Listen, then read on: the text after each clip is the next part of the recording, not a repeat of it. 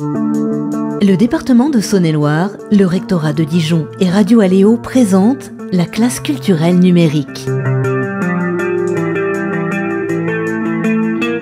Cette année scolaire, 108 élèves de 5 collèges ont travaillé sur le thème de l'engagement. Chaque classe est partie à la découverte d'une association solidaire du territoire. Nous vous proposons de découvrir les émissions réalisées par les 4e et 3e remobs du Collège Pasteur de Mâcon.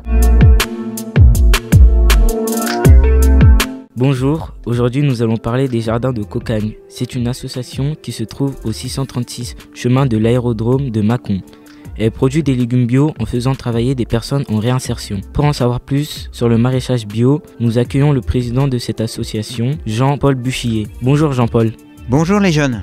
Les Jardins de Cocagne sont spécialisés dans le maraîchage bio. Quels sont les légumes que vous produisez? Absolument tous les légumes, même les légumes ancestraux. On retrouve du panais qu'on ne trouvait pas il y a quelques temps. On retrouve tout un tas de légumes qui avaient été oubliés et qu'aujourd'hui on remet au goût du jour. Est-ce que c'est compliqué de cultiver des légumes bio? Pas du tout, c'est le même principe que de faire du maraîchage classique. Simplement, le légume bio, on doit respecter des protocoles. Mais par contre, on ne peut pas mettre de pesticides, on ne peut pas mettre beaucoup de choses. On peut mettre des choses, de l'engrais qui est issu de l'agriculture biologique. Il faut respecter dans le cadre d'une procédure biologique pour avoir un légume biologique.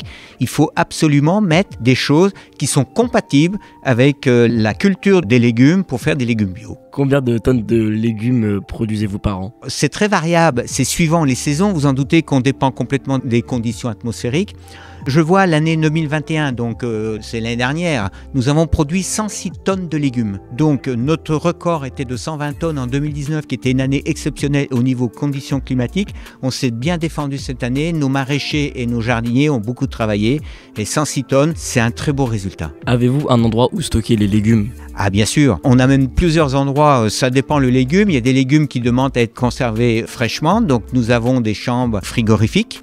Et puis après les pommes de terre, les carottes, tout ça, nous avons des caves qui sont à température constante où là on peut garder nos légumes. Que faites-vous des légumes entre le moment où vous les récoltez et le moment où vous les vendez? C'est très rapide. Alors vous connaissez le principe, c'est-à-dire que c'est des adhérents à l'association. Ils viennent soit le mardi, soit le vendredi récupérer leurs légumes. Donc ça fait que le lundi, on ramasse les légumes, on les prépare, on les met en panier pour le mardi. Et le jeudi, on ramasse les légumes, on les prépare, on les met en panier pour les gens qui viennent le vendredi. Le légume, il est ramassé et quasiment instantanément, il part auprès de nos adhérents. Pour ce qui concerne le marché La Martine, qui est le samedi, puisque nous avons un stand, ce que l'on fait systématiquement, quand on prépare les paniers du vendredi, on en met quelques-uns pour les livrer au marché La Martine du samedi. Est-ce que les légumes bio se conservent moins longtemps que les autres? C'est exactement pareil. Simplement, un problème, c'est que vous achetez une salade au supermarché ou au jardin de Cocagne.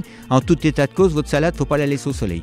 Donc, le meilleur, c'est comme tout, on récolte nos légumes, les adhérents viennent chercher nos légumes, et après, les pommes de terre, les carottes, ça se conserve, mais tous les produits faits, salade, concombres, l'été, courgettes, radis, le mieux, c'est de les consommer le plus rapidement possible. Merci beaucoup d'avoir accepté de répondre à nos questions. Pour plus d'informations, rendez-vous sur le site internet des Jardins de Cocagne, jdcmacon.org. Merci beaucoup à vous.